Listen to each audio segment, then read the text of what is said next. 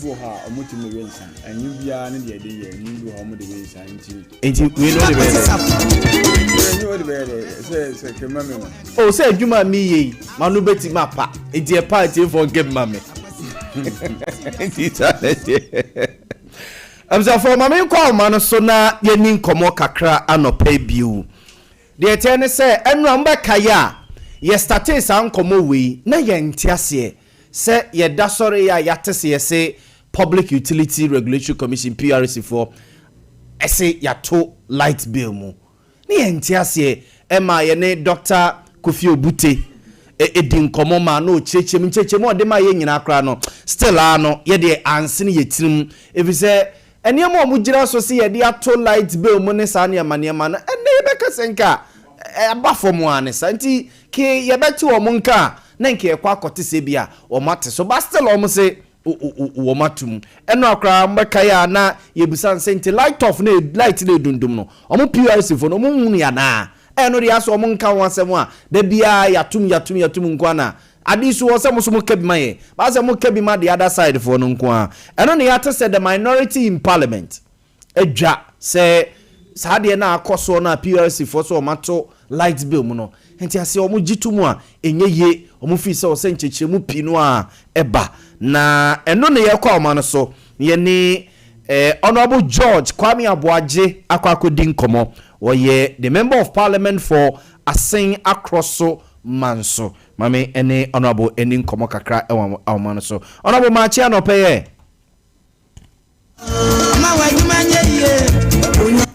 honorable good morning. Hello, Otemenka. Honorable Metonka, Papa also Otemenka. Metonka, live and clear. Wow. Anope, ni ebusa se emponumu yedie. Obadi adaruma, awodi o ya sorry die, awodi o. Ye do obadi ase. Ya tese mo dom kuma no amu amrase beje fie mu no. Mo se light bill ntumu a na no eba ya ehyasie July bosome ne da edikan no. Mo se moti ase a enye yi nti se mo be ne day Minya me da ase anopai me fa konye so echia otie na ani oma ehwe so minya ni nyina ne se electricity entum no ye PRC omoma ECG for akwan na mutumu ma 14.75% na nchai and then we are almost at the atum say 1st July and so on beside atum 2.45%. Na no na you be sase da bi aden e ba ne saying is answer Bruni Beka say your factors bi a ni jira so edito kanemu sa factors no baako any increase baako any exchange and baako so any pango betray gas e power yen generators no turbine thermal generators no say no ma miensa we ni jira so and omde to electricity na say no ma miensa nyina so metewo yi a what's ni nyina ba for my no exchange rate I feel the highest accord was 15.527. That's the highest exchange rate. And in an hour, and the lowest accord 10.2. That's cities to the dollar. And CCM look as a 10.3 cities to the dollar. And you show 15.527 now above from 10.3 I then na oko kanium inflation so usha asset match no na inflation no was 22.4%, April about 21.2%, and May also about 18.4%, June projection says about 16%. And no, then ukoto electricity, amount who coin out electricity. As a gas, the generational mix in Ghana, no, about 70-71% thermal generation eyisu fango no so generators no be a double cycle which means you use gas which means you use HFO ne LCO no there so this time we don't use gas also you have budget more buy no weighted cost of average of gas no I feel so every 7.4 BB and they are called 8.5 something dollars. Gas international market and cost we are buying the tomb our budgeting. And he say a here and no money and saying no indicators not buying I think a banana okay be rise the case oh I say no money in our form to I say you take electricity to so ya nkwatenisa minimum enti ya see test enyi enti ya no a me here press conference no me dey to was a member me chairman of the energy committee no ate na one minister swati na minister after PURC amayen na yen so ya to na no parliament e ba ne sen enti the kobasa no enti rote ya say na ne e patche honorable amanfo bi so ekeka ne yesi say ase IMF fo na ahye se bosome miense bia no se eniema tete ba fomu se ye de ekra no a wo monto light be mu musomati bibi sa nana maintain say IMF is because emrano the minimum say every 3 months there budget you say you be review of the charges of the tariff now review no is either upward or downward. And correct review should be all the time upward. And in IMF some they maintain. Now say IMF said tomorrow. Say so my kind of person and I'm no. Because I do no. And you won't go out there your money area. And just one moment who say Abia say another say. And then I say you the only back parliament. Near the only back committee no so. On me come say saying here only 2 no. And this IMF for you better. Na honorable nkania na eya na edundum bebrebe no eno so no PRC for no wo muntimi nkasa mfa ho ana. Very well. The last so I a press conference the last one almost a month you know. Na energy sector levy no yema almost say electric power supplier this time air cost no Sompa and why quotations no and she amount for be gadget I know near who the rule now who PURC what juma pa no who homa stakeholders na we can stakeholders or consumer ka producer obia just electricity who some be found be a stakeholder into no man who say their own product no moka who say their own receive no yes short change no to the consumer no yan command a boa and who here now so be no constant supply because only no wapam and anything na who charging no me when na no ya adwuma e so mo ye ya ka senyame adom na so pa bi that you when na dey virtual menu say dey na omo so mo ya fa ho e dey na omo ka kire say enye ntumu nko a na ebomu no mo be ma supply fire onipa no nani be ama otua to bi kra no zampa ade no stable mensaka mindade ayade timitua ho kakra nipa no o ma gunfu anase o de niji yo enti honorable we no mo show manim dabe no a next week no be ba na dabe after the mabo me chairman amane nti esa procedure no esa o ma or minister asoche na minister ema omoba okay can say meant me anya street and I'm chairman so on to me con street sir or the befa ministry no so you know you record that procedure na esa process na esa account na say omumra na say 1st July na dey na start year adwuma na ye nde ni and on yasem because 1st July Tuesday and on yasem no nti omra me church ebi na yi energy sector le na ekonko hoyi man for us to take Ghana for us to take and the phone call enti ebia eno so no say ya yire ho eno so be phone call sa na fi no o me yati asia because yan kasa ebia o matu a ebia o de o pa na visa o de be kire asia ni yan tasum oh you are the omo Canadian tasum because indicated for ya dey a truth ni ya kopom what is it ni ya kopom o me kire Matias yo onaba no pe nyame nhyira pa ye da se no adaje a wanyama ye me da se yo nyame nhyira amsa fonti we ye honorable George Kwame Aboagye ena ye ne no akwakodi enkomoyi wo ye member of parliament MP ede ema adehia ewo asen across manso ena ye ne no akwakodi enkomoyi asante na ye di America enkomo ni di American komo as am for interested pa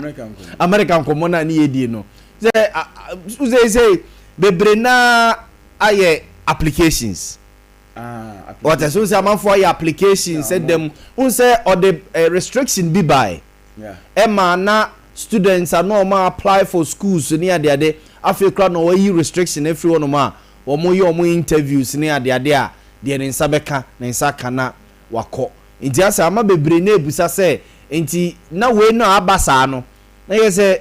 untimi apply bi wa na se bia wo intention bi so be apply for school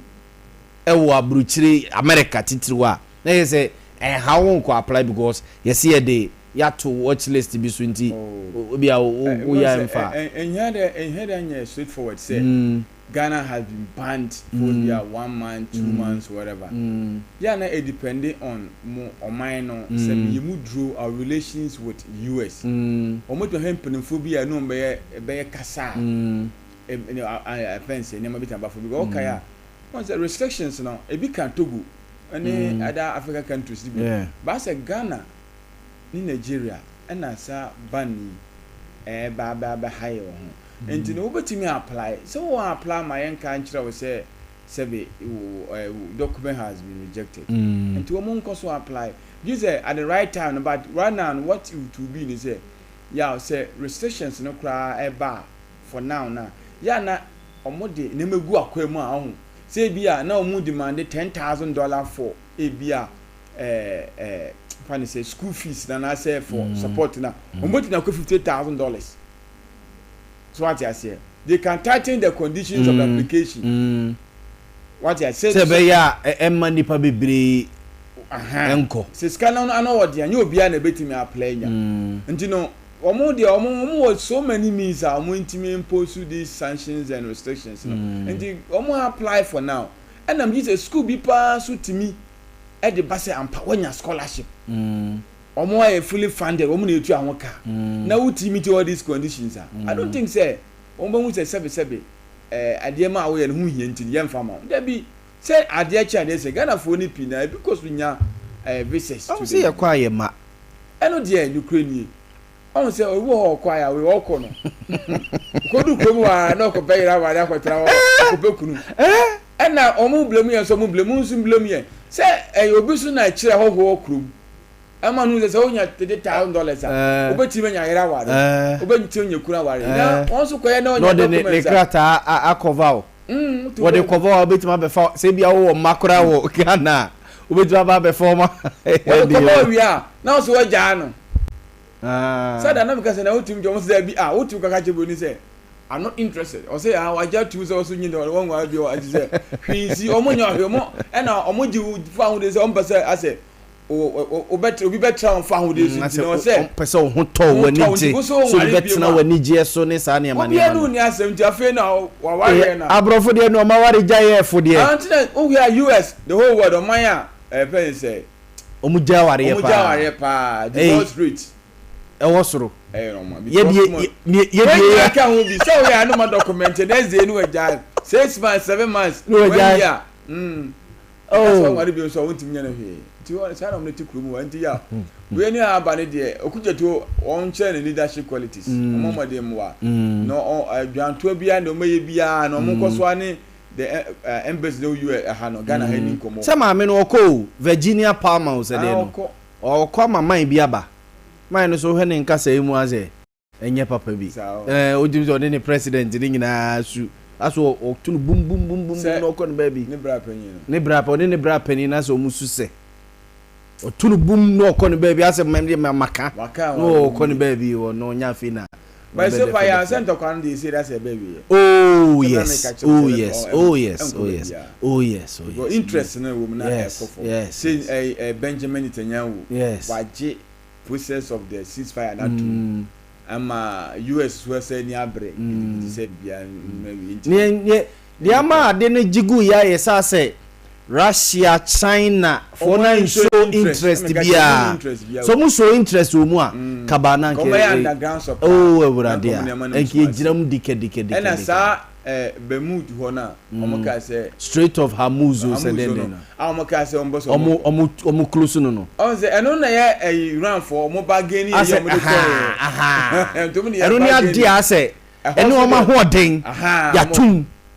bargain no ena America for catch China say mon kanche mon namfofo no sa de no omo be no munyai na we ya otimu a that's right you know mokoto ye no omo de test yakode no omo de test B2 bomber no no person omo ye maybe asing na hunu say ya ye bibi foforo na de betima ye ni aye successful so much that omo be say improve you said drone omo de eko wie Osama bin Laden mebo drone omo de sinsen wie mu a itimi capture say Osama bin Laden tesafie we mu amokwa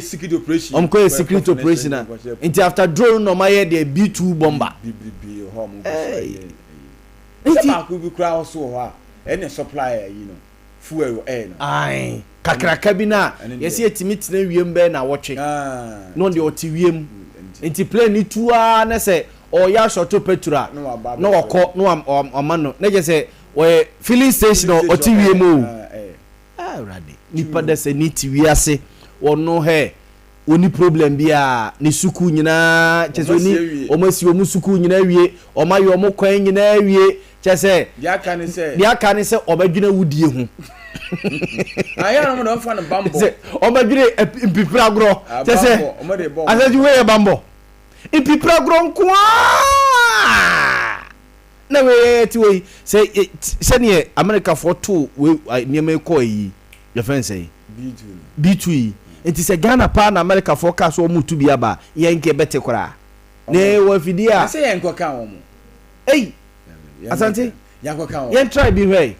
e wi ase bi wo ye mo bo na no mo ka say ya ye bi o mo ka say kantan ka ye mesrem na Ghana social media no mo ka say hwan kantan ka ye bi aye B2 ni bi B2 bomba no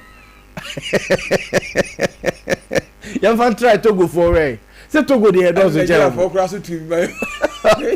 social media ho there no mo ye Nigeria for mo pete o kale so mo na sha flag o pete green and white no o mo to yes akoto ba bia na social media ho there na ye de Yaw Boamah to de akode ye de o si nya bi die kra ye nya ya kwan ye I'm Robert Titi here. Ti o be bi am Robert Titi ani akoja B2 di bi ato. Boom ye ko mu nyina. Togo ye nuane wo mo. Ko di for ye nuane wo mo. Bo ye nuane wo mo. Ye nkonto kwa. Debi. Ki ko wa nko mo pam ye. Togo for ye no. Ye na so ya for ko yi your friends for bi ye no. O mu gugu ho sa. Debi. And o mu je internet security. Debi. Ye fa so ja for no. Ye ko craft friendly match. Ye ni Togo for. Togo for di e betima bo mo. Ghana soldiers betimi Yaw Boamah sika 7 na waka ho tokwa sika mo koni ya mo gare ni sito dokuni ya wo dakodomi ya mama ya kan bebre yo potre America for so mudi sito mo ko dokwa mudi sito no mo o ti na mo kwa na ayi ye dokuno ni ya intinam wa man tazin amanswa ne dia kaso dia so mun na mu awe no mu hia se agisi ekosoja ye aduane obu bia no de amanso na hyendodom no odi na de no woko nti woko sa ne hu se so Ghana soja fo no wo mu ho den yo mate onto so asantema what is say sa Eswatini papa na wa ba ha ne se yesi ne yire ba ko agya no what oba na agya no yesi oba ne se se bi kwatekom de ne dodo sa ebia no ho ye ne de bia ti be chese be busu bi be nsia no wo hu no ono so wo ya baba wa no mu nya won te faako wo te faako nye no waba ha ya wo de nam ha yi o hu no we na de wono nko abaya be se ne ho ye ne de 21 years ko 57 years ye de ne besi ge no ne yire no ne yire na waja matese ye so 21 years 21 years ogwa akwa 57 years 21 ya ne mpoku ejirejina ho o sisimdin be na ko na yesa bre say na wo so odibi je da me kan se abaya anya no muso Jacob Zuma ba na anya no matese say former South African president papa no ne baba no wa papa we de waye no Swatini by papa no mampanyini hine no Kimi Swatini yaw amambe ne say oware 17 from the ware back from each of the clans in Venice say Oman Swatini and ware 15 na ne say ware 15 say no ware 16 to 1 say na yes we no more can ge ya oso ujani na wo hwa say no kwese wo ye penny say Jacob Zuma ba o free tribe be mu wo Eswatini ho unse Eswatini sa Swaziland ne sa Mozambique say unse ya na bebre na te say Lesotho say like South Africans bebre unse like SSE but I can say krom ho no nipa 17 no hene wo ngware mu nwempo o jampa kosi abontene enti abaya no dia koma say ya onti amamre na se na se woka say bibi kombi de na kombi ye de no nyonko na ye de no emepi ho bi di wo mo so ma ye di enti amamre no omro ma ye mre wo nde ya babawa say every year bia mapa no ware enti ono obi a wo 21 years obi wo be 23 years asante 24 years asante obia ne se ne nyankopon si bo no se ne nyankopon esi hye ne nipadua no ono ne ho ya ne frem enti opani da bia anase bia na wotwe bia wono ko na ware papa ne se na wo ware bebrebe no na wontimi anka wo so wa wo ojana wonko obeja foforo banza papa we wono ensum na me eso no we papa we anu so ma babesa no wa yibi afrim enu anu we dey oba replace asante bi e deche bi oba replace Yaw Boamah ya ebi mo deche bi mo dey ne fi no ba se kan se pi na ne ja o cheche ne ma bi mu ena haban de ena we de mo sa asem no amekan ya na ne me nya adwene sai mi kosua no we no o ya asante twi o ya asante ena wo sisa de no unim oh mama minim sa but Yawe na so de kire ayefre ene sa ne amani na mojafra me kai se me lecturer bi wo is it Christian Service University nana mrefinidin oye Oke University language School of Languages oye ohiri bi wa anwan kwanta oye ohiri mrefinidin nana is it a peer bibi o chew sa ne amani nyina tete amamre eni amane na wo so school nyina de ka mitiri mu pa no eni atwedetwe etwe benfie eni ahahantwe ya sante kasa eni amamra ye kire yen na no kra obusa mse nsuo mu de ye very zedo obi de ze dem se ya kaja za de bo zedo ye very nsuo mu twe nsuo mu twe na se ebi se nsuo munam ya se bebe so ni na ye kasa o bada se ya mana be ti sa se fere kakra asante kasa asima na nanu maka to wono no asante menu mienu na ne ye be fra no ntuma se na ye kana kukuom nsem bi ho anyi nyina ye etwa benfie o kofa oba mpanimfo fi se sa ba no oye obusuani nti ni kwan se ayeno a yes eno no mujafra difference o mense what dey eno no mujafra mpanimfo trance ni ye ka e be ka se twa benfie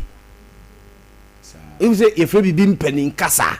nti mujafra de se nkwala na e ka na se o komensi a mpanimfo timi ka asem bi na obusa se ase kire se benfie na o wo fa ba de se utimi wa no ba de bi kura bi a o maame enua ba ne ba ne bi a unse ene de abusuya akwa ye we nam ha na makwakosia obo ho se wa wie ne e ka cho se ye yaw asante jai na we de etwa bemfie ya ne jai nya asante msiro kan ye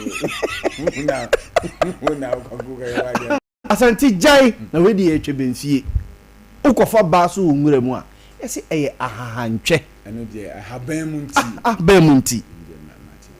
so na mema mienu ti se bia ka asante ebo a wo ne elder mo ko awura yi ho mo ko ese awura de we ye atwede twe ana se mami unu ku ba ma ba ko eno so nye kra twen ana de yin se mema mienu na ekon be ma ho eno ene fe ne se eno so nya atwede eno so atwede ene se be ma won tu atwe be ndo be ndo post be se ebe ya se no ne atwede ko ye ready Yaw Boamah we nyina ye chire we school ene musu aniema asante na wo de me na me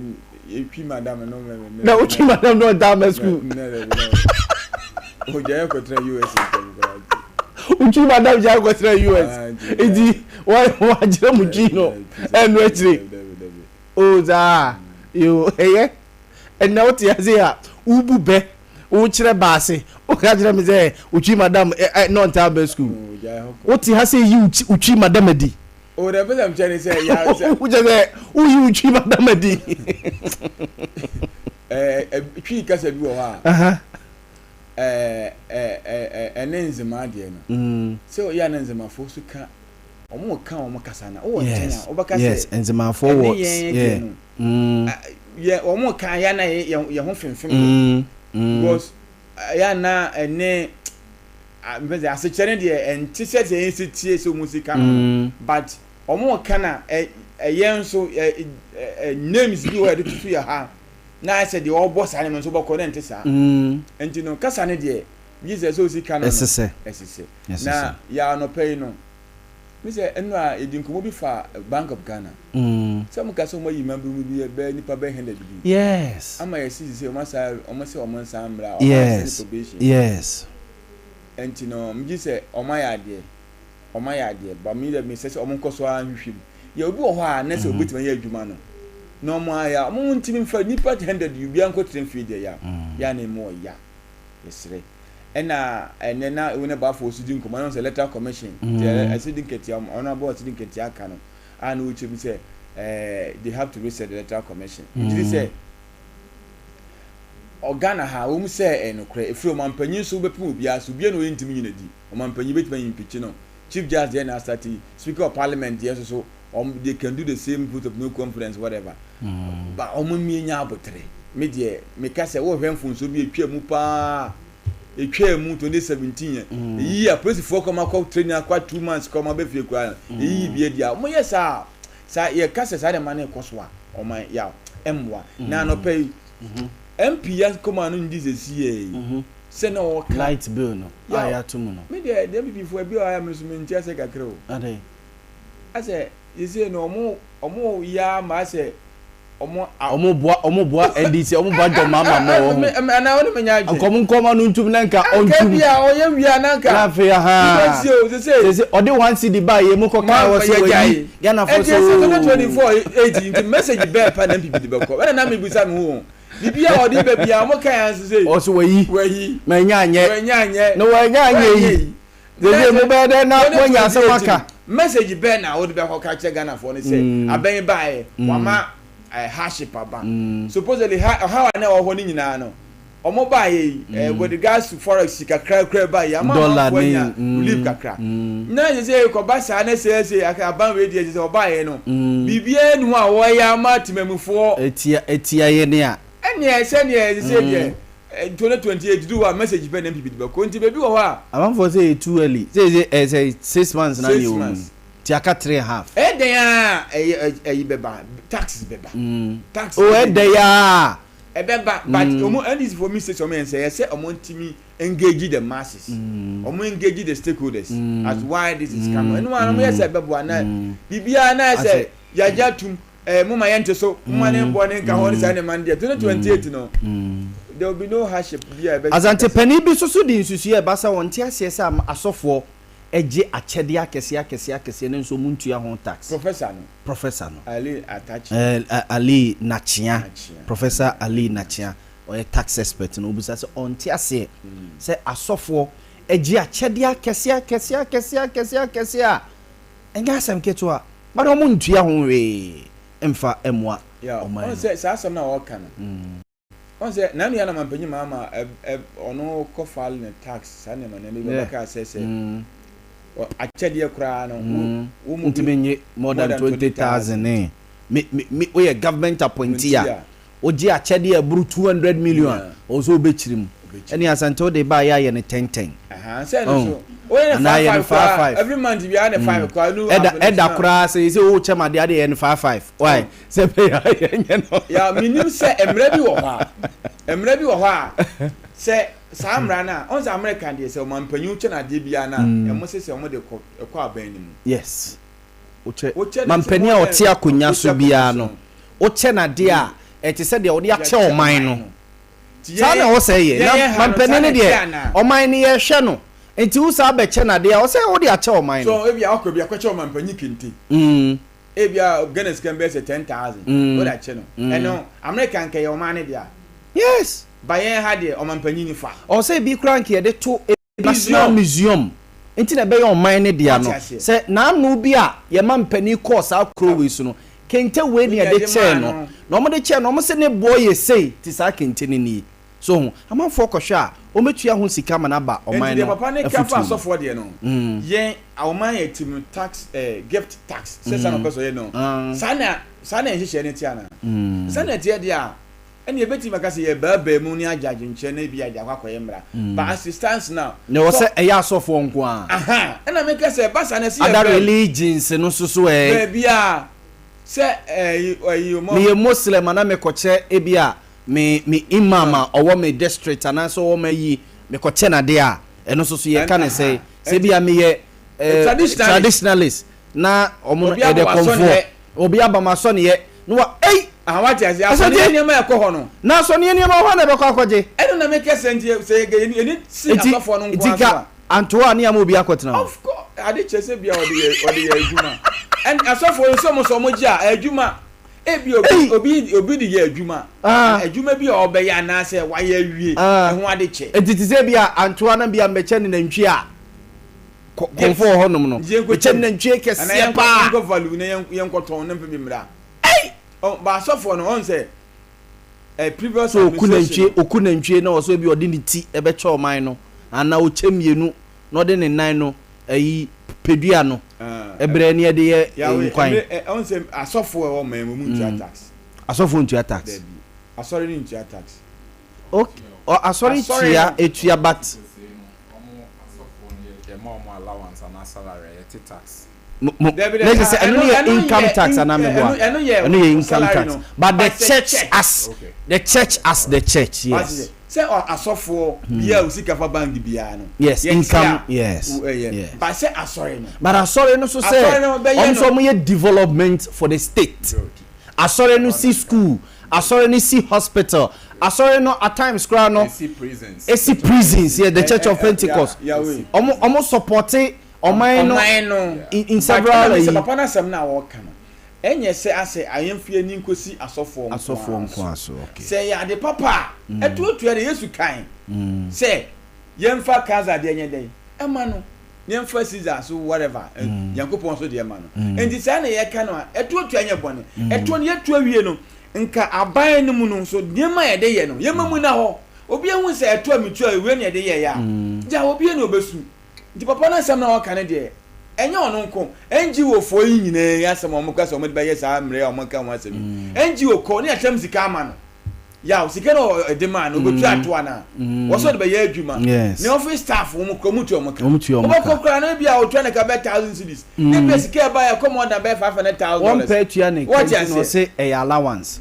so uti obi ka as salary o so uti as senate ne other benefits with the money pano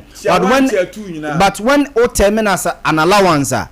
ye buye ni gu so say eno no de normally untua senate ne tie 2 ne wan no emmem kura so give tax na person work kan o papa ni emwa no mwai mu yi enya asofo nko a na o kan generally say achede de a no be a yen kan say be achede of this amount so emi kwacha sofo e be 100 cedis ya ana me kwacha ani obi so obi mama say on ban mama say obi be che ne car say obi be che ne car miensa ana o de am man no and so sofo no so e be be che no car mienu a sofo one asore ndi ana say ono nko ane dia oni asore no why the Church of Pentecost dia minim kakra say o de one man churches no regulation no me dey say some of these institutional churches no Matthias oye ebia sebia this district and ebia oye sofo ho no na say obi be chew car it is dream say or the ama yes sorry no it is a kwa obeja car no what I say yeah we say of these institutional churches in the but you one man church ne dey say me nko amedia maki o mo te say Pentecost ne oh say o no me one man one ti amfa o what I say obete an institution I didn't share dey ato ho afa nipa ye ti o mo ka ho sa ne man but one man church na what didn't dia to so na say obako aso no CEO wo no an yere na ye we ni man ye we ni sankofo no what I say most of them kwa say development any man mo kan kwa no umu se omu ye dey omu ye bi na so be show off na sikani nyina ofa ni nya gunu boto na otwidru anabosome nso ne ekufuni ama whatever sika watam ya otunu botom me hu aso bi wo wa me se me yam hye me sa me du aso dem on pon so na so for me na fa aso sika no kofi baji 200 baji when I say how say na aso sika ye no ase ni onu ane dia o ese baji 200 you na fa the obo bass guitar no o be man lorry fair the obo drums ye be man lorry fair the obeto drum keyboard ye be man lorry fair nti obetiti free collection nim ti odi ti ni nyina wi e dia kan na tu botum sasa no da tu na sofu ni di sa na run ye run osa nkum sofu mbwa ya de papa ne kan de we one man church for no pa obetim de ka ko church one man church hen e bi fi sa de we be Boamah ya sofo num binom a omo ye show yes sofo akoto Rolls Royce 2025 then na ye display no social media and sa na man be this niema be ba form unse there's that show off no say sofo to latest Land Cruiser wato we yes or say sofo su nyade a eye but I say oh yes so I say ye di huru nipa I say me dey so yeah we and no on say omo kan be accountant form say life star audit yes benefo pii ni pepi wa sike bi omonya no omo sources kra na ye nsem pii ya on say se ko ba se aso collection ya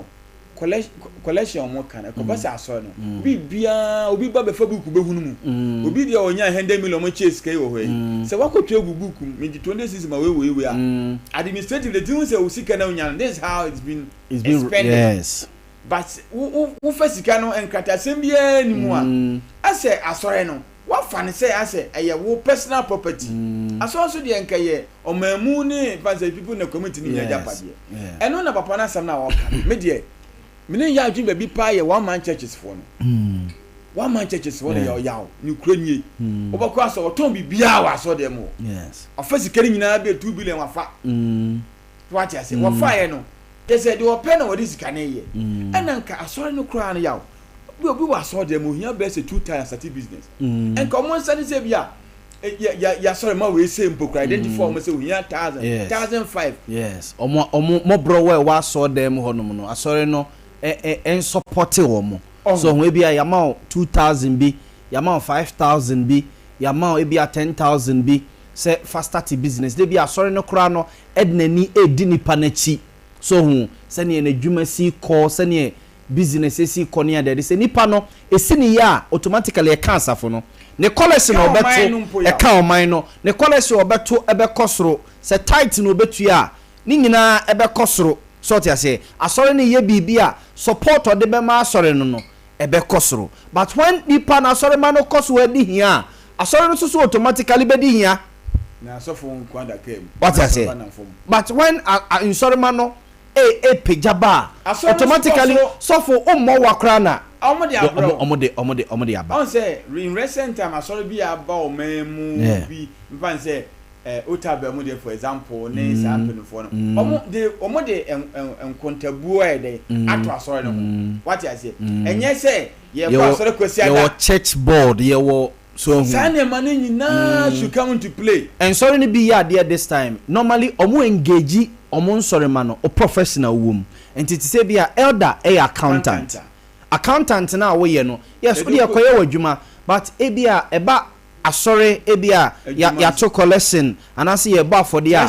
ni ama wo place a role na maye ewo asori nim enti wo na wo be keep your books ene sa na ma no se nipa ne medical doctor na so ye nurse a ebi asori no ye crusade asori no kra ye asori head committee no ma groupie asen when na ebia ye check pressure ne sa na ma no so your lawyers are at times asafone mo kwan ema omo engage asori ma no na ye kire uye we ya etiamra uye we ya ye wo police for any prisons officers ni security for omo so omo ye nsori ma omo ba ebe kire se bia usia police ni asei bibi tuwa ye sei security with safety ni sa na ma no omo church of our service for ebe church sa na ma ni bebre ye media foi normally se dipa ni ye media ni no wo ne church mu a ene me hu se nsori no engage media for no more omo media squad ene asori wo social media platform omo running professionally so with the help of ebia dipa bi oye trained journalist or wo asafune mu hu se enema so the church should start doing those enema say umanya uti any association in this particular situation you are sorry and they say o man na amwawa na wa sorry amwawa na ababusuya abusuya na so amwawa afi na yes oni na mu kufia mo na eto ne e dia wo say ye de re nyina kwhya sorry mu say abusuya yiuma oman yiuma madada oman ne de obeto mu na Ghana no ye yiwa madeda ye nyame be kire nti obusua so no so onye obi amana nso mu ofa bi o maame bi o papa bi anso mu se odu gina ba bi a na fei na ni da so na last resort akwakoye asore because o feel say at that moment you should get closer to like unu nyame ene ato unu nyame so hu na afei asa wani da asore anim nti at that point asore feli nipa no a about na suicide na watiesi either so be commit suicide and also be tiesi abonten no ebia enamfosem bi social vices ne sabgo hu se mebusua pa me oman na mu no enda so bi ani na me kọ asore amfi me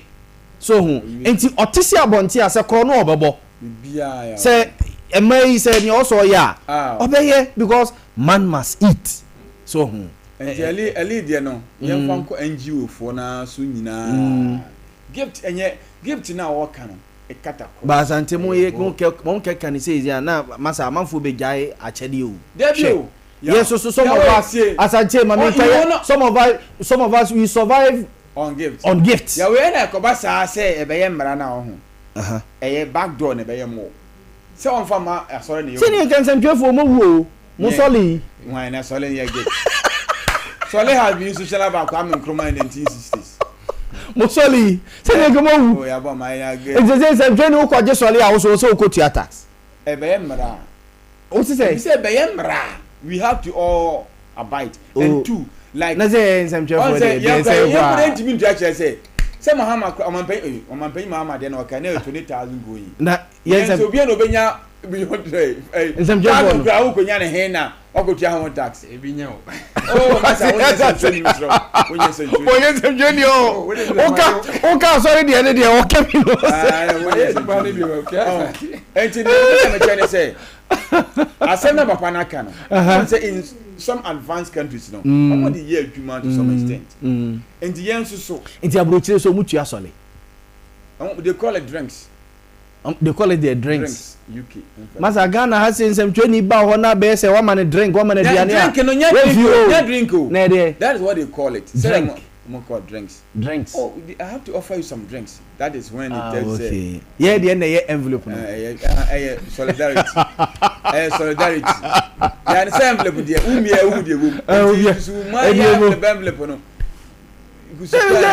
Envelope no. Yaw Boamah. We are a member of Ghana Jazz Association. Yes. Asamna okekano. Can you nantesa? Rade. Na gift na sama okana make say. So compare the cake that on say bia obia wunya gift of more than bia 2000 go cha taxa. Eno ona aba because man pay there na 20,000 or more than 20,000 na issue. There na wapane kan. O ma ye hu say the discussion debate the base yakọ ye hu the wunya says bro more than this you have to pay gifts. We have to pay tax out of it. The tax on cry say 0. whatever percent and I say the moon fast and many number and you're born by year to every year no the omode be ye no and I ha Ghana for no mate asante amam for say men kan kire wa no pay say bre ho ase na men kire utwi message say ba me phone no so nyina wo say bre ho ase eyi me ngu phone bia obey ye nadmo officer wo kumawu and o say wose bra ho ase na menkyere utwi na wenti me ka kyere na we mpani nkasa na menkyere ho no pana asomaka mene ne ya adwe o ma o ha on fa momro na kyere mutwi wate ono boss mani ye ono cry assemblyman we aguna akrofon so ana say aguna saman one of the towns also utwi na o che o mani o se metwi no a menkyere wa no pay no o musu nyina sua bi o musu abie no eye elective tree and I made it was elective subject so the no qualify my university I know correct what I say na mo tree no na mo no tree mo di tree mi bi tree no Matias you was say me mre me wase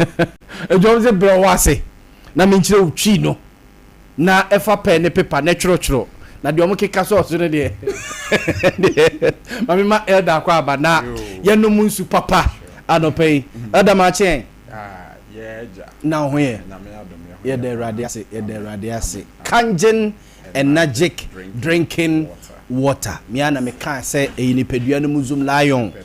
odi e kodi wa betie di wo banku na de odi boys ni say jamusi mudi fufuo na munni no ro be boss ye kakra de fa club no e boss ni odi ya enum nsuo bia se kangen energetic drinking water and the buga na nyina first na amanfo frɛ and wa ha minya binto and the across the length and breadth of this country adam amintie wa no pay ye chia ahwefo and 88 so the Kangen water Kangen energetic water limited ya so na ye can say Kangen water na Kangen energetic water ya na amanfo pi enim na faribai na Kangen na Japanese word as it trend say sankofa na say return to origin sakọ okanity biemu ade nti na yen sankofa ansa na obewe en nsuo na yedemu ewo yen nanmu eyem no sansuo no potokasem ye friend amniotic fluid no yewo the pH level anani pH na amniotic fluid no alkaline we check here 7.5 if our smartphone now o type is the pH of amniotic fluid I bet you say 7.5 pH 7.5 pH and also alkaline because of her pH scale now is started from 0 equal 14 now 0 to 14 no 7 and a neutral and 7.1 equal 14 in alkaline and you say amniotic fluid near alkaline and they won't hear say osan kokodas alkaline more my Yaw Boamah because say o ma me enyin san na abia or HIV AIDS cra or your career that is positive or to me wo ba na kwa no negative meaning say amniotic fluid na alkaline ebo abofra no ho ban enti na Dr. Otto Warbeck can say no disease can exist or thrive or live in an alkaline environment. Just say nipedua alkaline wo mu environment alkaline ahemu man yare bi eni ho atumi tena side na we no sanchre mu na nya say o can track say keke or nipa or discover cancer and after so or de ehu antidote ana ehu moaye ebaye enti ono na or discover cancer in 1926. We are seeing nyina man about body in 1931 that is International Nobel Prize or a German physicist any Dr. Henrik Otto Warbeck enti sa ihwehwemu na Japan fo no ejina so a edi a create sa technology a fidie kangin fidie a produce kangin alkaline water and have a kangin acidic water na emprepi no other waters na ye no mo hwen so egu ha be 5 different waters technology a others ni use no your friend reverse osmosis no the actually say a dead water enkwan bi ani nsuo no mu ade nti enuane nnura e won nsuo no mu more so reverse osmosis ni twin sa enuane nnura na minerals ni nyina free mu ade nti ana etimi atena shelf no so ache ebetimi atena ewia no so ache wonhu effect bia but inso a minerals e wo mu obedi adanse say o san so kra egu bath house for some few days obon say emu ayetutru na minerals no settle wase enye nemre na galamsey ase ye nso aye no man you can even fetch tap water directly and drink because tap water no kra better in pH than bottled waters no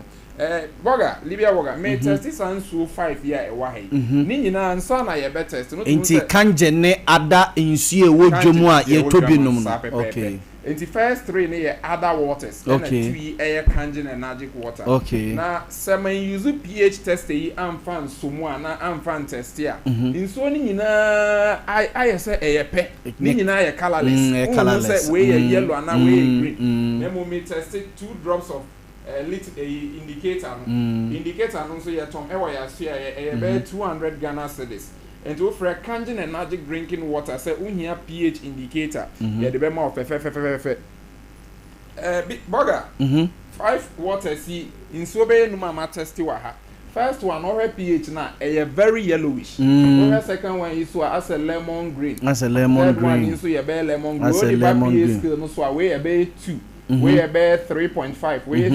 be now or kanji na once kanji na bluish yes 8 pH or we sort mu say we number 8.5 okay kanji water ankasa no the evidences around it na very clear say onum kanji na introduce good water into your system na se nipedua no utai yare wo mu wa yare wa fa edro bia woni side effect but in so de no ani say onum na clear system enti onya kanji ne enum to aso a ekoko yi sa insufina e wo nipedua mu epie na fe na introducing insupapa intina Dr. Otto Warbeck say environment are fully alkaline yare entumi ntinem o ma ni nyina siwa me pese ye hwe video kakra bi na yehu nienti a ehia se obenom kanjin energetic drinking water first one ye blood analysis obi a wako lab ya twi ni moja kakra bi na fe ye hwenti ene na was screen so wo screen dey about modern Facebook wa ben TV no so dey hwenti doctor ni na wa twi obi moja na otwe moja no ohwe e wo microscope no mo se sign na moja no etie enti within 2-3 minutes or 3 moja no we hu say moja ni cells no stacked yes stacked ebubom na nka nkwamo no red blood cells no say di afrosane na momo ni nyina bubom na o say ebubom sa ene na di heart disease heart failure kidney disease lung disease diarrhea arthritis diabetes or your doctor or USA enti what remu say sa condition most of the degenerative chronic diseases mean kan nyina cholesterol ni nyina essence enkwamo na ntumi muhu ya man kangin energetic drinking water ni bi omo use fidie no was our hospital no US and one man in so no in less than 10 minutes within 5 to 10 minutes enkwamo na start say moving okay dia frosani profile smartphone now type say kangin water and blood analysis kangin water and blood analysis video onum nso ni wie the way and blood cells are buoyant afa nipa na ebia ne nsan ye titiri ni nine no nipa na start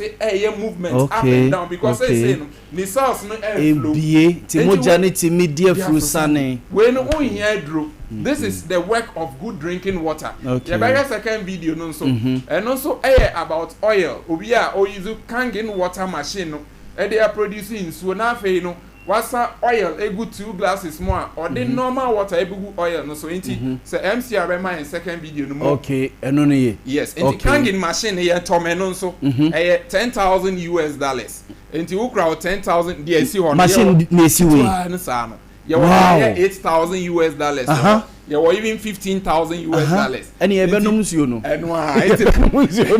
na ye din so na ba wa won to machine enti or the anwa oil and a good 2 glasses musa or each tray aba studio have a yes same thing oko internet no now type Kangen water and oil demonstration Kangen water and oil demonstration we be videos be brace or the normal water e go oil no so burger amfra out me say oil no etan so neni afi obe running so no through the Kangen machine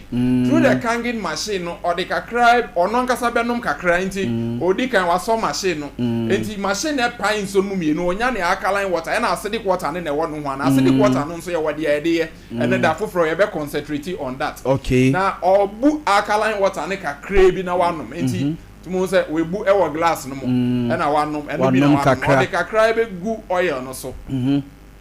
Eja yaw. Boom. When we dey aye afra te say ne say ode ebia menka ne say milk afra bia koko no na waka na afra enti we ne the afra sa no eno ane say odwen so okọ ida na enti obi o se me num nso no me sweat pa be first 3 days no matin bi frɛ eyi efin ye friend detoxification eyi sa acidity na efin ni pedua obi o se mapupu sa ne nyina ni say efin won say ni pedua no yare atumi kɔ hye bebi a wudi by sense nsuo no ɛwɔ antioxidant afi ɛyɛ microcluster ne kyerɛ say ne niwa no soso a with the normal water compare normal water ɛyɛ bɛyɛ 15 to 20 molecules away bɛyɛ 0.05 very tiny enti obi a onum Kangen bia di adanse so to minum more because onum I know say ebora bebia enti say yare bia ko hye bebia enka say eduro but yare kyerɛ say onipedua no yɛ acidic yes say 99.9% of yare na engine so acidity and acidosis enti wonya good drinking water to say alkaline na ebora bebia na ekwa na akotwi na epi won say na oil nso no yehu acidic water no acidic water no so ye wona use ebia obi enum ebon kankan kyerɛ sɛ wo kasa obi adwane wonya acidic water ne kakra e de woro enum be 1 week 2 weeks we enti acidic water na wode ebia wo skin disease sa eczema ne wo de acidic water no so dware eno so pam enti wona machine ne de omunya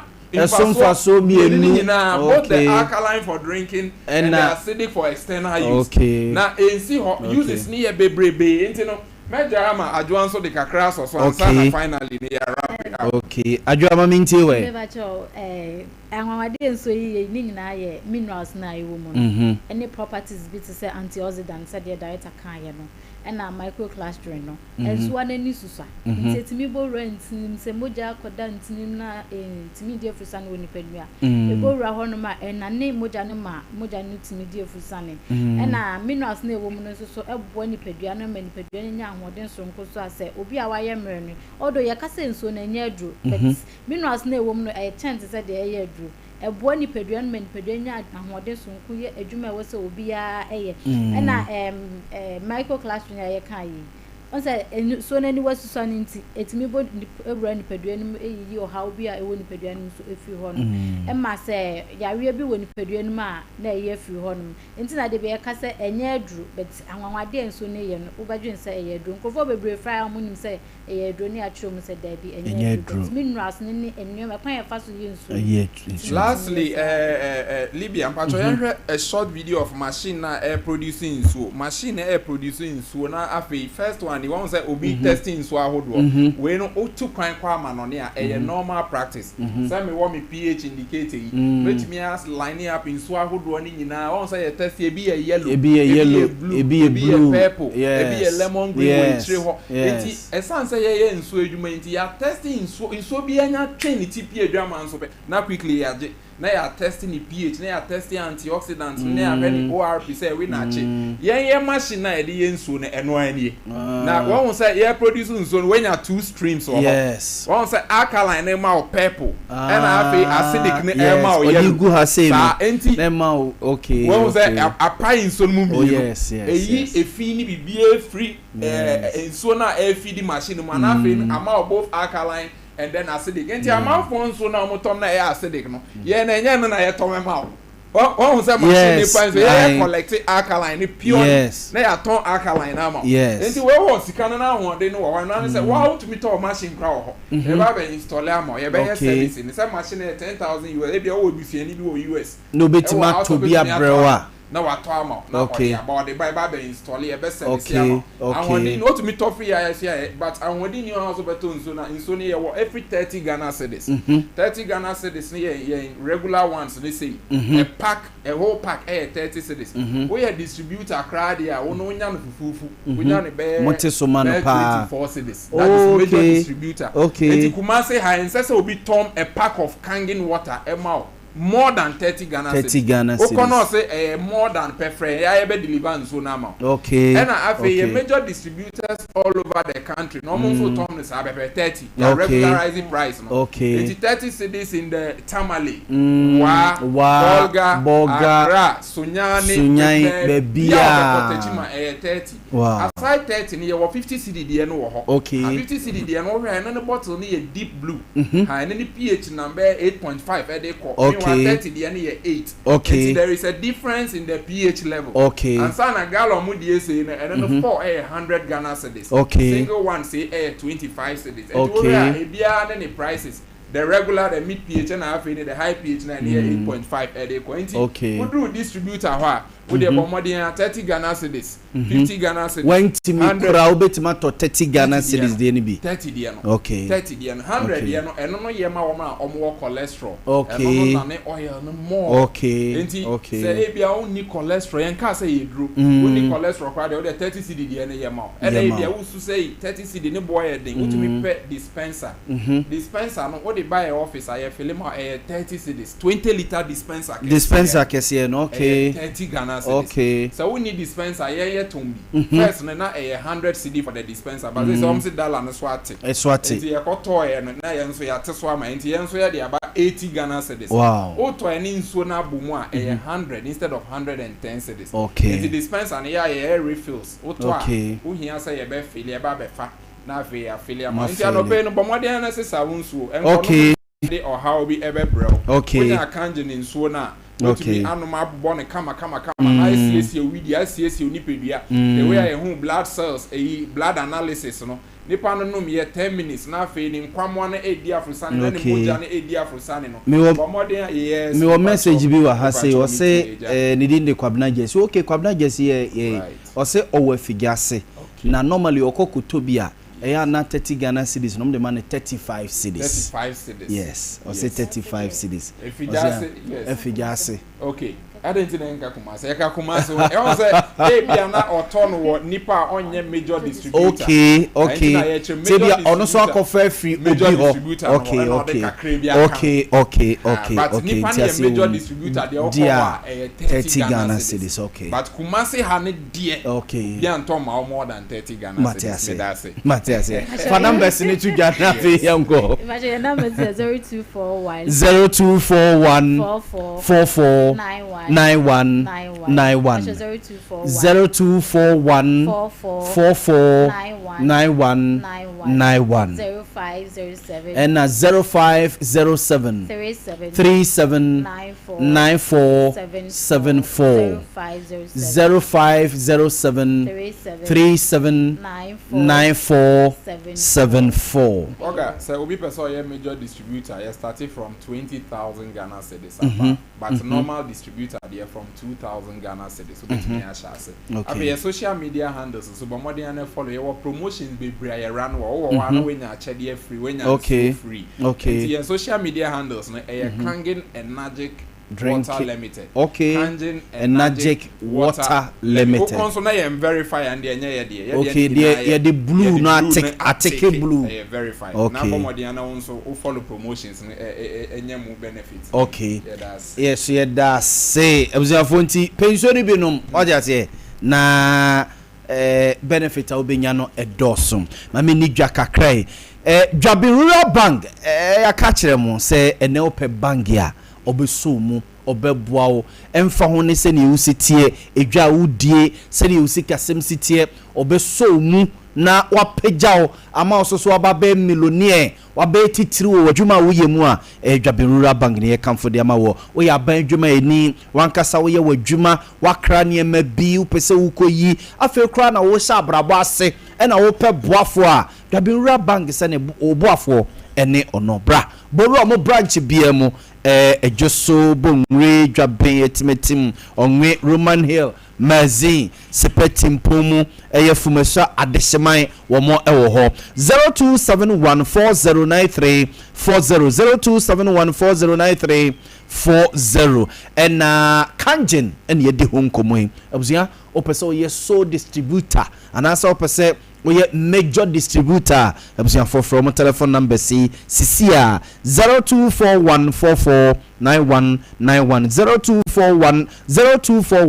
0241449191 and 0507379474 0507379474 Yaw toothpaste and then the brushes no and ye di twiese ye de poyese no am yesena pai fita yesena nya hoden am yetime didi awenam so hu edi aduane no so atene de atianum am yetime edidi we Yaw toothpaste and then the brushes na make come for the amawo Yaw toothpaste no yo ma hodo ba miensa ye wo Yaw total care ho and ye wo whitening toothpaste no ho and ye wo herbal toothpaste ni nyina ma wo se no wo de brush no so eto so a brush no so gentle on your teeth so to say ye wo de ano den ye wo de ano mre nkokora mpani wo bia etimi eyusu bi Yaw toothpaste and the brushes and abusia ye de etwiese no Donek herbal mixture Diamond Scientific Research and Alternative Medical Hospital for and a day abedja so Donek herbal mixture male vitality memma wofia ha me so omosuma sempa obabia woni bema bi wofia ha twempra no ne memma sem a wo ye gusu a eja to star lalash wo ma wukamu a wo ti de nyina no obai eye Donek etoda okura betimi atobi so hu na de ache okunu wo de ache boy no so hu na wasaji mude aji feelings ni nyina we Donek herbal mixture enye na odwa so Freddy Men's Mr. Herbal Lotions Dani Herbal Dia Pharmacy baby eto ndo bia okọ ehono ma benya Donek ni bia to 0246727677 0246727677 nani wo mo eni komo Codex Healthcare Limited Codex Healthcare Limited. Ye de afidie nwa so bi aba ye afidie no abusia eno utimi de check pressure utimi de check ye sugar level num ne sa nyema no musa nan sei ye sini pa no sini tini ne ya no wawu o ye se de o se ne hwan ne ya bekom na bia ni sugar level nya kura ida se wo soro ana se wo form kura bo se tim na ede no esen nti se be ye na sa nyema no enkofu mu so hu na tabia obehu sene ugina bia sitie ewa pomdino mu no abusia kope mfidie we bi code free and code free plus glucometer Codex Healthcare for and a day abegwa so if dia we dey check your pressure and dey check your sugar level ni ade wo fie and to say your mama say your papa say your unua baby say your unua bema bi say wa umu no ano to bi to fie na de hiada so hu o de edijuma enye na pharmacy shops no and drug stores no okwadia pharmacy obenya bi Osons chemist obenya bi ne pharmacy obenya bi Sharks pharmacy obenya bi and Lancer chemist so no obenya bi e honomo from cc a ebia wo region bi na pese ugibi na so oton a obetima from mo e wo 0540 647867 0540647867 and 0206 972963 0206 972963 Codex Healthcare Limited eno Dawood Herbal Clinic abusian for ye call Dawood ho na yesisi yade sasa bro ene ye honama etutu ye no uyo bia chese wede isise ye nra najo insuo to kakrai chese wakampam ne sasa bra kanoma ne hu tutu no a ye ne hu hwe nyeye abusian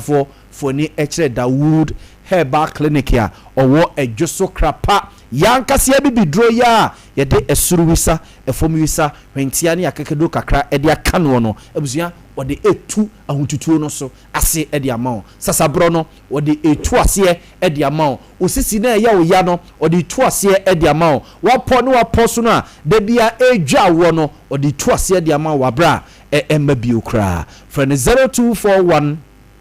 244012 0241244012 express group edi tu kwan masa express group di odo kwa be bia no members bia no mo a won fa visa ma wo express group no hey opeso ko Canada US UK Australia New Zealand Germany France o ma bia opeso ko so bia fa ho ko bo express group na yemfa ho ko opeso ko sua de opeso ko ye adwuma opeso ko visiting no ne ade a ne nyina express group ye de ama ena bia wanya visa o pe bia me ne twa ticket ama aboawa ne nyina express group ye sa de no 0249 000448 0249 000448 na ene ni nkomo OCP Ghana Limited ye the fertilizer abegwa so emene nkokra ne mere wanyina ni age OCP Ghana Limited no ye fertilizer he o de petimfudie no so a eni nanu eni nansa na ni nyina epeja kama fe enti se wudua bro atosode na wudua ntosu meko genenom na wudua sie koko kra ene yinom na wudua dua abusiafo kope OCP ye fertilizers ni bi ne fa eguase ebeso doso na enigina na so ti akokra no obeti bie dia gaze na akokra da be na kokoi ebehim na watia na enya so mfaso OCP ba ye no sa kasa ne yetwa so the OCP fertilizers no kama ebuakuafo pa yo OCP 15 and your OCP 10-20-10 and OCP ahodo ni bebre so ewo honomo be agrochemicals ewo bia uduru honoma wo se ope OCP fertilizer ne bi na wa kire enobaye kora wudua ebeyi de ebeboa na wo de ko enu ano no se de enko a ope nchebo bi afre 0555909437 0555909437 nane OCP Ghana Limited ni nkomo Peget Engineering ye ne de generators papa abedwa so generator ne ho dene so ho ye adwuma 24/7 ebetima sisu na woche ebetima sisu the whole day ebetima sisu 1 month wabra chese enkan ho nya hwe na ebo adwuma sa ensa so nye dede bebre generator bi your friend Perkins generators a UK brand the whole world and the papa yen a Peget Engineering for yen na ye kra e free UK abrochimem e de bagana mema say sene wo si penny bia open kese pa e na wo de ye adwuma wo factory wo de ye adwuma e wo company mum wo de ye adwuma e wo fie wo de ye adwuma wo ba bia kese from 15 kVA to 10,000 kVA ni nyina Peget Engineering you will be ewo honum sa so ne wo air conditions papa entry light pia ye de ebedwa so your 1.5 your 2.0 2.5 and 1.0 no nyina wo honum a utobia ye sa so e de bro free wabra ye nyo sika bia free delivery na ye de eba mesrew freying o 0244 599124 0244 599124 Peget Engineering no absia ask from mo da so anu ano mo di hu adanse se oda ho no a chese ye bonyum Baba God I believe you I believe everything way you say as you talk amo you go do amo Baba God I believe you na just say oda ask for mattress so enu nti abofo no so hu won be hu nyuma na dwene nyina into da fili eso da ye papa wa na nsori ama okon anya oya wa na nsori ama ohuna ma anya oya ni nyina ye ask for mattress ya oda so nti a yesa so e pillows papa e odwaso a ye sumye no nkoda so na de bia madam konso pillow ni na enye nti na de bia obesore na okon ye oya no yesa so duvets ne curtains ne towels papa ye towel no onfam pepa ohun wie mane ntutu nka body no ho so tia say as foam so mattress and I make am for the amawo 0556 579214 0556 579214 and I see a showroom bia hey Santase Tafo Ahonjo SG Mall and I say oba ye main showroom a ewo kase a se ne usi penny bia ene dodo a wo pe bia no asom the mattresses no oh o daso so ho na abofo no ahu nwom asante ebo awe omre na yento aso asem to bia no akabia ma me adwuma mi ye de ya ma no ebe pa so ho ebe kọ na bia tra so na odi acheme Former many birthdays in an affair Yamrana Yemede enkomo. Happy birthday to Jaden Asamoah Frimpong. Happy birthday to Jaden Asamoah Frimpong and Kaden Asamoah Frimpong. Yes, I'm going to for Obane Bema. Oh wow. Happy birthday, Wati. Wati. From your mom and dad, Mr. and Mrs. Asamoah of Akumadan. Happy birthday. And a happiest birthday today, praises Nana Prempe Ofori. Happiest birthday to praises Nana Prempe Ofori from your dad, Ernest Ofori Mensa. Okay. Happy birthday to Emmanuel Ousu Kwating, aka Original of Nyinehini, from Kakape, Enibema Drew. Blessed birthday to my sister, Ama Mother of Nyinehini Krufrum. Ama Mother of Nyinehini Krufrum from your brother, Bema Drew Nyinehini. Special birthday to Elder Engineer Eric Yaw Roxin. Oh, okay. Elder, happy birthday. What? Happy birthday. On the year, Kumase anase Metro Engineer. Ewo Kumasi KMA. And also area Deacon, Church of Pentecost. Kwada so. Owa mtako strasa ni kakra. Inti Elder Engineer Dr. Eric Yaw Roxin. Kumase Metro Engineer and area Deacon, Church of Pentecost. Kwada so. Elder Yaminshra. Wati. Ongosrano womano enosum. And a blessed birthday to Lawrence, a sports presenter Focus FM from Ya Gracia Ubutufia Hase. Inti Lawrence, happy birthday. But say na Ya Grace always say Bema happy birthday. Why your day? I need to wish a birthday. Ya Grace Chrim Lawrence Chrim Yehu na happy birthday to my daughter Matilda Efriye Redu of Asante Jabin SHS final year student. Okay, Jabin SHS, you from your dad Kwam Redu. Hey Kwam Yeba yo hey Kwam why are there is it the way there why the bulo Kwam why the bo Asante it is edible it is it kind of now refuse also also have weapons. Oh, more weapons and the Bluetooth. Oh, Radia. Happy birthday to Matilda Efriye Du. Oh, our daughter. Happiest birthday. What's the name? And if you are the munye kanyesa kaya. Na me papa kram de man wasa wonzabeka kraso so yasem. O se kwam redu. Onisabeka.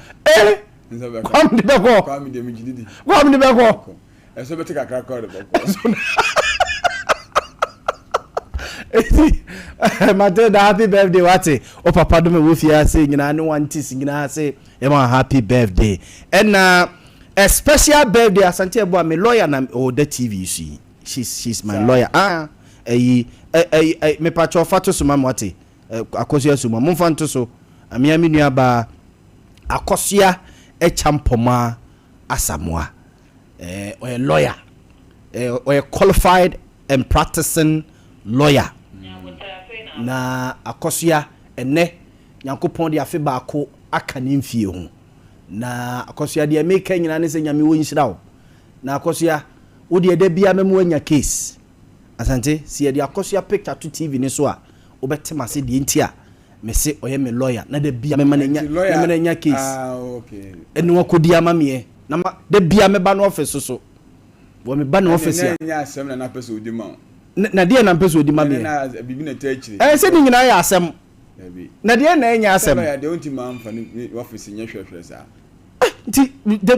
ebi wa me ko je education lawyer we ni menti ase chire mu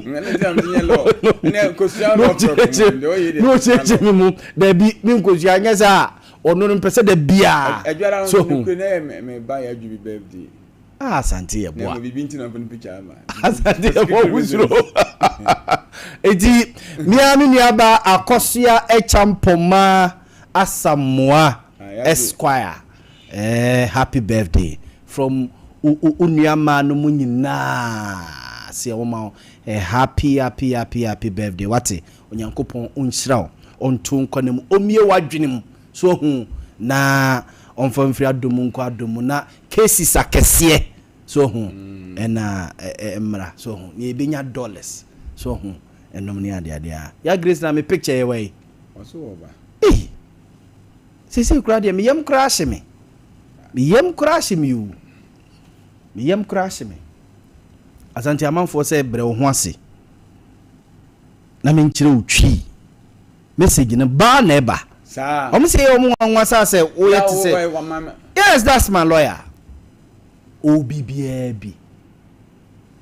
o animunyam ewa chi nyam o judge no o de obi ba o nipa ko betime adi bi mo nti me call law school na ma ba be judge me dem wie ya me ko judge akoso yanko case na beba amama akoso yanko ne lawyer unya case no anko ho akoso ya na wa amfa ma me court wa jai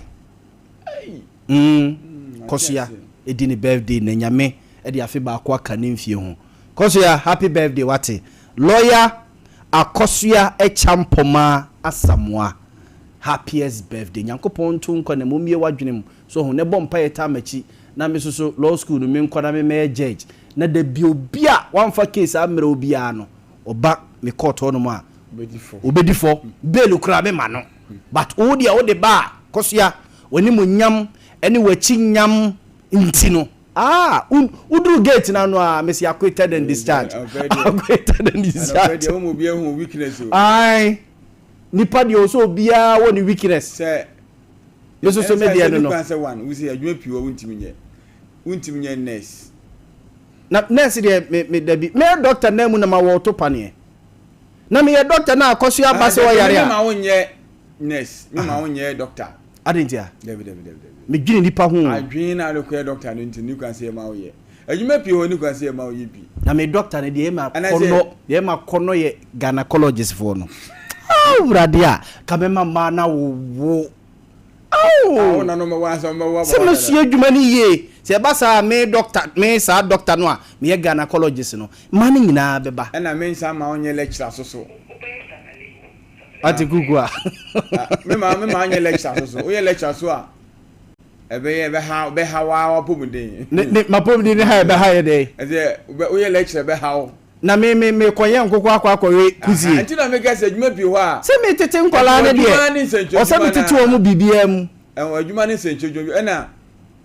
soja ni sukura soja sisi hanka soja sei fatao mingo me bo soja sei so police so ya ma anye bi adentia emwa police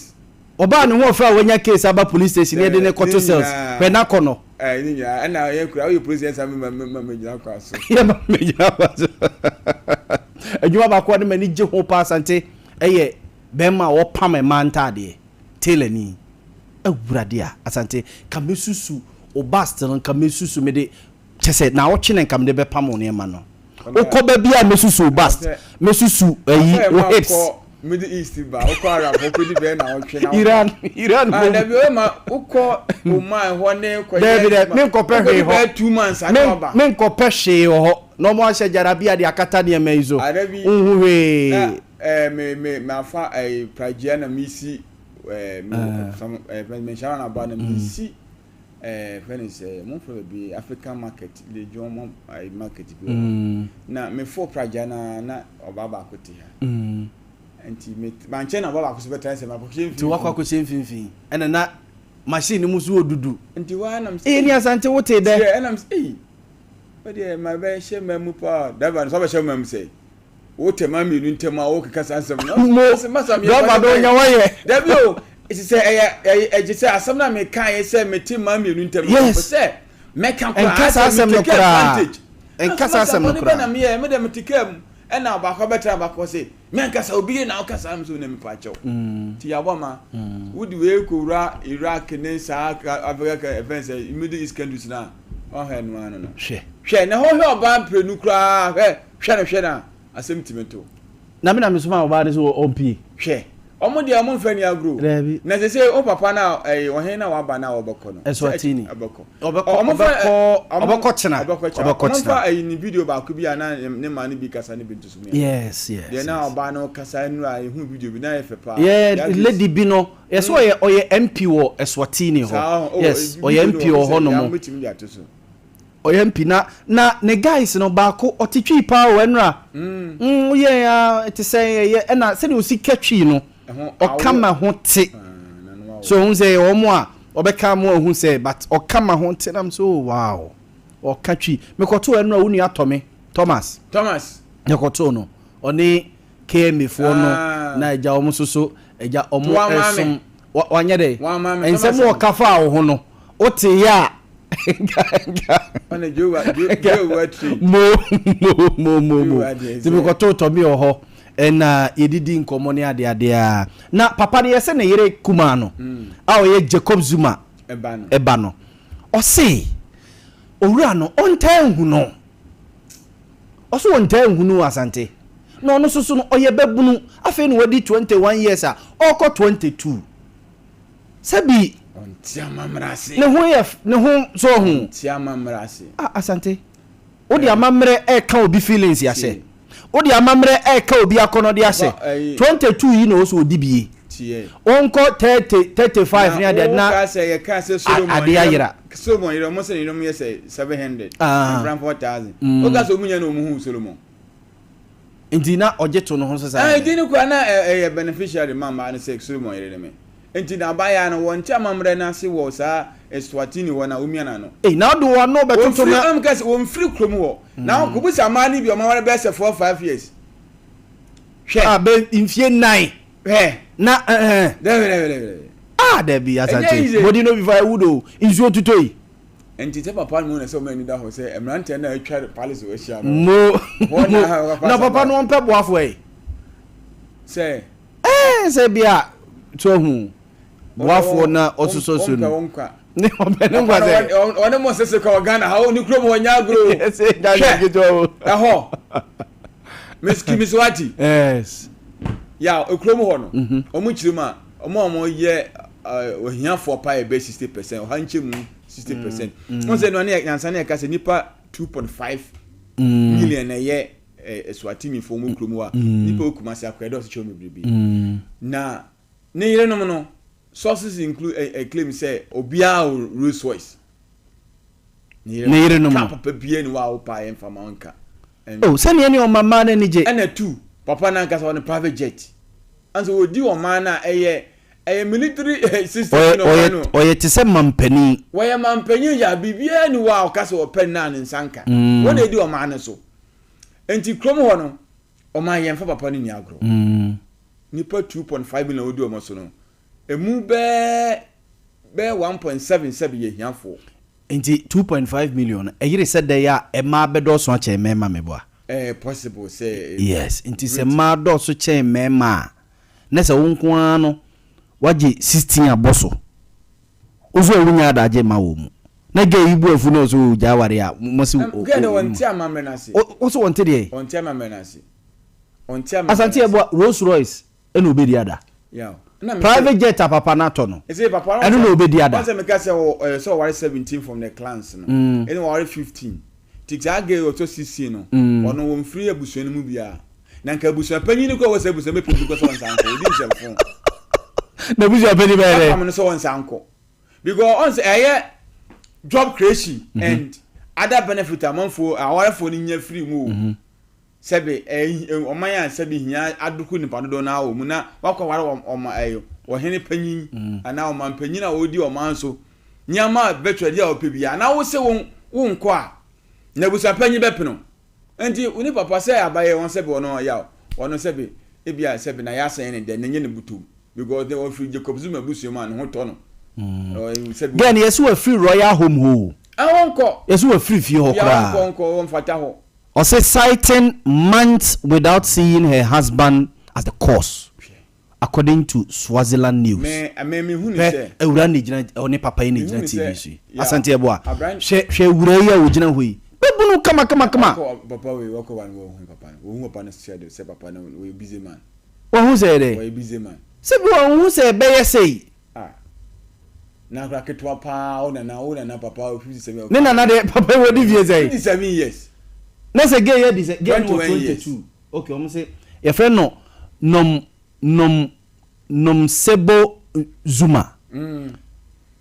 Former South African President Jacob Zuma's daughter,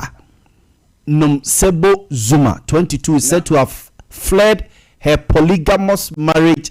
to Eswatini's absolute ruler, King Mswati III.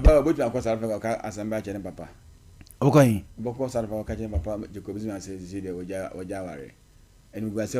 No catch any papa say bebusu means ye ohumimpo na me catch say sebe asane papa no so Jacob Zuma so wari bebre sa no tinim so obetima akọ ti papa beti ase on ti ase nti abaya no ese de bia minim sa ne papa beti agina tum wo South Africa na bebi a wedo no hia ne papa ma ne papa agina tum sana like say e bia busuani mu no on say I say we are royal marriage view and you are say na bia we ba because wo ko bia wonim say papa yi wo na ato so 16 we di kan ware bi dada maybe si afi bia ware and wo ko no say na beti mesi e na wo ko no so na me say wo nye kuro ba no ntini ya hostility wo ntimi nya na ahonkron so saa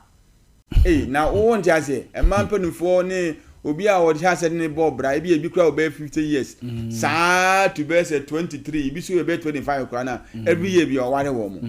na wakọ na wo se wo ba o mo ka se ko but ekrom man de o mo ti ase na me ka se ya ahoche okrom ho ekom de wo ye babunu e na ekom de wo na ohene so be ware wo na se bi wo benya wano aduane na wo no obusua madige kakra na se wo se won ware a se ye wasem na sante se nra mi ko menjia no me de me yesem de me ko na ja me hwehwe niema na se o mo skirt na frifra o mo enye skirt o eye te se omotam bi sa no but ase o de friend mu no wachechire so hu o de friend mu se no wachechire na awura ni inti ne kakra. We are here in Malta with the Honorable Futhi Nampalala from the beautiful kingdom of Eswatini. Eswatini. Yes, please. You are MP of which district? I'm MP of the Lubombo district, the biggest district in the country, by the way, which is still very much behind in development. And now that MP Futhi is here, we're going to see a change in our district. So this is the official? Yes, this is the official traditional dress for women in the kingdom of Eswatini. So today I'm showcasing what Eswatini has. So what is written here? Bayete Yes, which is the praises to our king to say, all hail the king of Eswatini. All hail the king. Yes, please. How many wives does he have now? Oh, the king, this king is delaying us. We want him to reach the state of King Solomon in the Bible. He only has 15. Just imagine. 15? The whole king, 5, no, 15, yeah. So how many do you people want him to marry? Let him go his own, so that we can see that our king has power. Yes. Thank you, Honorable. You're most welcome, Honorable. Swati. Omo wa no. Udu no so no. Ne na omo skirt no. Say nya skirt ya wahye wo. Eye ntoma no no omabo ne posei. Na omabo ne po no, opagya ne nansi a omo namu chese omo supporter ne. Ba akokora de chese ne hu apa gu na ham nya asem gedo. Supporter. Ebi cross a boxer shorts na ese no. E na omaye sei na wabo ne po keke. Nti nhyeda nya se ase skirt no ye ya ase no. Nananom ehye nika wase. So no ma front to magu so. Nti mpo sentoma na eye yikra epakra na o se nika ba omo de nde supporter wo. Sana papa na mu hyebi. The papa na de me hu but omo di na chi no. Entourage ni bi na me hu sade na me say wow. Omo so na say eye royal dress like atade a o se adehye na ehye. Animunyam ewom na me say woo hey nya sem get wo no mo mema mo di akire no se wo mo ko me de na me hwe o mani no mo nko mo nye no mo nko se o mo mema e kire no mo ko mo nye no mo nko ene day 4 of the visit ene no ene yewura ebeto ponama no yewura beto pono one ne dom a eba ye nyina no yewura beto pono ama omo ene iti ene nkamani beje senke behu so omu di fufu omo yes ena yakopon ya adom akina obeko KNUS one yewura nyina ebeko KNUS tin say congregation na omo eye no no akọ ho na eniema KNUS ti omo ye ene ade nti yakopon ya adom akina owia na chese ofri Ghana na wako Spain oko Spain yes ofri Ghana oko Spain onko direct to yene oko Spain akwakodi dwuma e ho honoma and enra se na wo hwe nanim a hu se nani age se ase ohun otumfo na sa traditional ena nikofo ni nyina ni ministers MPs eni ade no obia uniform emra Sante hini pie ye no. Omu nyina video. Ena sante hini ba ya sante hima soso eba bechi awurade. No omu nyina yi omu phones. Omu opportunity papa. Entina as omu din komo no omu busa we eyede emra omu osori akwakotie na ema no de asa edi nanim no mo ede gene tata no eno asoso mi hu Professor AC Ohene Professor AC Ohene na eye translation no ede ama ken no nti de bekoso bia no de ombeye bia no na wa kire ne se ade we in Ashanti Kingdom sei ne kire so hu nti ena Ohene bia man hene bia osore ye se okotia otumfuo bia no Professor AC Ohene ekire mu kire no se this is ni dibie any the contribution on any man for a year at the bois the Ashanti Kingdom. So to cheche ni nyina enra na a lovely adepa na ehun ye no. Enra na there was a lot of education na omuso so omu nkrofo no so kire. Omuso mu dem unse eya na yefre bibi kwadwom. Lamentation. Yes, kwadwom omutoma yewura no omuso so omu de a omuto de ma omu hene no. Injemra omo hene ne be kasa no omo nkrofo ko butu nanim na omo so omo start say omo to omo so omo nyom ni bi de hwahwa na de kika omo niam na sana oh sorry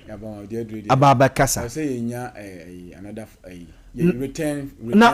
watu nsa wasere yewura say omo wo omo fasha omo di te say ye die ya waba be hu o se niam bebre say nti osere yewura say of omra na onene dom emra na omeka omho na omususu sa omafashion asante mumpe lore fe ma me na me mfa nko na ohu omo MP no MP ba na okasa no hu no na nim ji agi se we MP na asante he ema no omo mede omo ma no nkwa hu omo akona fe na me se de boku bi na kwa wo kon de se the recession sanction we sanctions pa na mo de me ko se me ko de se me ko adwuma me ko ye research akoye investigation so nyema bi wo se me ka hwe ni nyina na me soso ni nyina hwe ansa ukabeba kwa meba me di be na wotwe a eja kwa ba na na mbedi ka kura eja na no bebe eja me na eja ma hwa prapre o de baba for sports team ni so much so embane Orlando and Prince ne the Panther and Jeff Musum no more atwaso e de every say sports ade we him me pian to mami